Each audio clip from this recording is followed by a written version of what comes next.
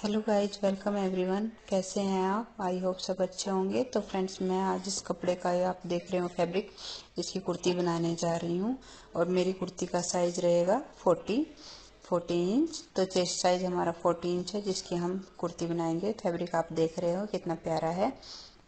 तो पहले हम क्या करते हैं कि अपना ड्राफ्ट तैयार करेंगे। पहले मैं आपको पेपर पे समझाऊंगी, उसके बाद ही फैब्रिक पे मार्किंग करूंगी। तो फ्रेंड्स, ये रही मेरी कुर्ती की ड्राफ्टिंग। देखिए, मेरा शोल्डर रहेगा 6.5 इंच। 6.5 इंच ही हमारा आर्म होल रहेगा। उसमें से नेक की विड्थ मैंने रखी है 3 इंच और शोल्डर की विड्थ मैंने रखी है 3.5 इंच। इसमें हाफ इंच का शोल्डर मैंने डाउन कर दिया है। अब बताती हूँ आर्म होल। बैक का आर्म होल मैंने रखा है 1.5 इंच। फ्रंट का आर्म होल रखेंगे हम 1 इंच। ये देखिए फ्रेंड्स, मैं सब कुछ लिखती हुई जा रही हूँ ताकि आप लोग इजीली समझ सकें। देखिए, तो इस तरह से मैंने सारी मेजरमेंट को नोट डाउन कर लिया है। अब आती है चेस्ट की बारी। चेस्ट हमारी थी 40, उसका हमने फोर्थ पार्ट निकाल लिया है 10 इंच। उसमें प्लस 2 इंच हम लूजिंग का रखेंगे। वेस्ट लाइन रहेगी हमारी शोल्डर से 14 इंच पे, तो ये रहेगा हमारा 9 इंच, क्योंकि चेस्ट से 1 इंच कम होता है हमारे वेस्ट लाइन। और हिप रहेगा हमारा शोल्डर से 21 इंच पे मैंने मार्किंग की है। ये रहेगा मेरा 10.5 इंच। 10.5 इंच पे मैंने हिप की मार्किंग की है। और सभी में मैंने प्लस 2 इंच लूजिंग का ऐड किया है। ये जो लूजिंग का पार्ट है, जो आपको डबल लाइन दिखाई दे रही है, ये 2 इंच है। ये देखिए, यहाँ से भी मैंने 2 इंच रखा है और हिप पे से भी ये 2 इंच रखा है। अब आती है बॉटम की बारी। बॉटम हमें कितना रखना है? देखिए, हिप हमारा था 10.5 इंच। अब हमें बॉटम देखना है, क्योंकि हमारी है स्ट्रेट कुर्ती। तो स्ट्रेट कुर्ती में जितना हम हिप रखते हैं उतना ही हम बॉटम रखते हैं, तभी वो स्ट्रेट कुर्ती बनती है। तो इसलिए मैंने बॉटम यानी पल्ले भी रखे हैं 10.5 इंच। ठीक है फ्रेंड्स, तो अब मैं आपको बताऊंगी कि किस तरह से मैंने इस मेजरमेंट को किया है। और अब आती है हमारी फुल लेंथ की बारी, कि फुल लेंथ हमारी कुर्ती की कितनी थी। तो देखिए, मैं आपको सब कुछ धीरे धीरे लिख के समझा रही हूँ। अगर आप कहीं से भूल जाएं तो आप लिखा हुआ देख सकते हैं और अपनी मेमोरी के लिए नोट डाउन रख सकते हैं करके।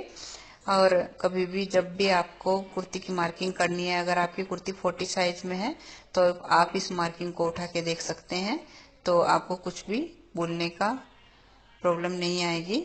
तो हमारी फुल लेंथ जो भी हमारी है, इसमें मेरी जो भी फुल लेंथ रखी है मैंने, उसमें प्लस 2 इंच मैंने एक्स्ट्रा ऐड करके मैं चली हूँ, क्योंकि 1.5 इंच का नीचे मेरा पल्ला फोल्ड हो जाता है, बॉटम जिसको हम बोलते हैं।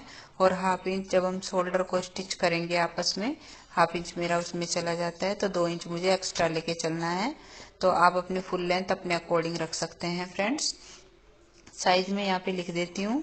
और वैसे मैं स्टार्टिंग में भी आपको बता चुकी हूँ कि ये कुर्ती की ड्राफ्टिंग जो है मैं 40 साइज के लिए बना रही हूँ।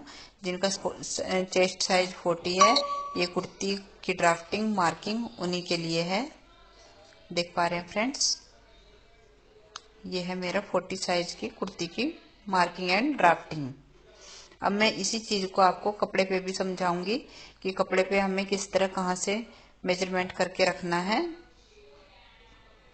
तो यहाँ पे मैं इसमें हेडिंग डाल रही हूँ 40 साइज कुर्ती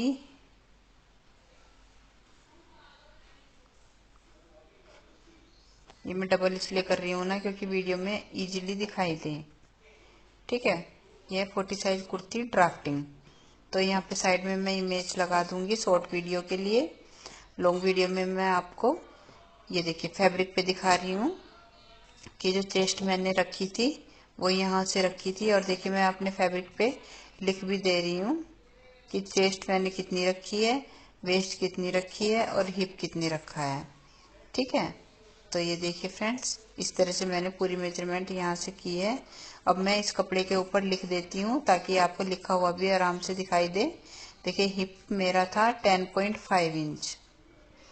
ये देखिए, और फ्रेंड्स जिस मार्कर का जिस पेन का मैं यूज कर रही हूँ लिखने के लिए वो इरेजेबल पेन है। आप चाहो तो आप भी अपने फैब्रिक के लिए इस पेन का यूज कर सकते हो। ये था मेरा 9 इंच वेस्ट लाइन, 9 इंच। अब है हमारी चेस्ट की बारी। चेस्ट थी हमारी 10 इंच। ये सभी मेजरमेंट का मैंने 4th पार्ट निकाला हुआ है। फिर उसमें 2 इंच एक्स्ट्रा लूजिंग के लिए मैंने अलग से ऐड किया हुआ है। ये लूजिंग का पॉइंट है 2 इंच। ये देखिए मैंने लिख दिया है। तो 2 इंच ऊपर से, 2 इंच बीच में से, 2 इंच नीचे से। तो इस तरह से मैंने इन तीनों निशान को आपस में मिला लिया है। ये देखिए इस तरह से यहाँ से यहाँ पे इस निशान को मैंने मिलाया है। ये देखिए मैं डार्क कर देती हूँ। और फ्रेंड्स इस पेन की खासियत क्या है कि जैसे आप स्टिचिंग करके अपने कपड़े को आयरन करेंगे, ये पेन का जो मार्किंग है वो ऑटोमेटिकली खत्म हो जाएगी। इसकी वीडियो मैंने आपके लिए डाली हुई है, शॉर्ट वीडियो लॉन्ग वीडियो दोनों मेरे चैनल पर अवेलेबल है। ये देखिए फ्रेंड्स कुछ इस तरह से मैंने इरेजेबल पेन से मार्किंग कंप्लीट कर ली है। अब बॉटम की बारी आती है। बॉटम जैसे कि मैंने आपको बताया था कि जितना हमारा हिप है उतना ही हमें बॉटम रखना है। क्योंकि हमारी स्ट्रेट कुर्ती है इसलिए हमने 10.5 इंच हिप रखा है, तो 10.5 इंच ही हम बॉटम रखेंगे। ये मेरा मार्जिन का निशान है। और ये देखिए अस्तर वाली कुर्ती है फ्रेंड्स, मैंने अस्तर को इसके ऊपर लगाकर स्टिच कर लिया है। कच्चा टाँका जो बड़ा बड़ा होता है वो कच्चा टाँका मैंने इसके ऊपर लगा लिया है ताकि आपका अस्तर फैब्रिक से अलग ना हो, सरके ना इधर उधर। क्योंकि अगर अस्तर सरकता रहता है, लाइनिंग सरकती रहती है तो कपड़े में झोल आ सकता है। कपड़े को सिलने में आप अनकंफर्टेबल हो जाएंगे और फिनिशिंग अच्छी नहीं आ पाती है। तो देखिए फ्रेंड्स मैंने जो है शोल्डर की विड्थ कितनी रखी थी मैं आपको बता देती हूँ। यह है 3 इंच। और जो नेक की विड्थ थी मेरी 3.5 इंच थी। क्योंकि मैंने इसमें थोड़ा सा चौड़ा नेक बनाया है, क्योंकि मुझे डीप नेक भी बनाना था। और फिर पीछे से इसमें डोरी भी लगाई है। तो आगे के आर्म होल को मैंने रखा है 1 इंच और पीछे के आर्म होल को रखा है मैंने 1.5 इंच। ठीक है फ्रेंड्स। तो इस तरह से मेरी कुर्ती की मार्किंग बनके रेडी हुई थी। 6.5 इंच ये आर्म होल की मार्किंग है, देख पा रहे हैं। तो इस तरह से कुछ मैंने अपने इरेजेबल पेन से इस पूरी कुर्ती की मार्किंग कर ली है कंप्लीट। आप देख पा रहे हैं कुर्ती की मार्किंग करना कितना इजी है। तो फ्रेंड्स इस तरह से आप भी पूरी कुर्ती की मार्किंग करने के बाद ही स्टिचिंग करेंगे। लेकिन स्टिचिंग करने से पहले लाइनिंग को आप कपड़े में कच्चे टाँके से अटैच कर लेंगे, उसके बाद ही इसमें अच्छी फिनिशिंग आ पाएगी और कोई भी झोल वाली प्रॉब्लम आपको फेस करनी नहीं पड़ेगी। तो फ्रेंड्स चलिए मैं आपको अपना स्टिचिंग करने के बाद अपनी कुर्ती का फाइनल लुक कुछ इस तरह दिखा रही हूँ। ये है हमारी कुर्ती का final look. Thanks for watching.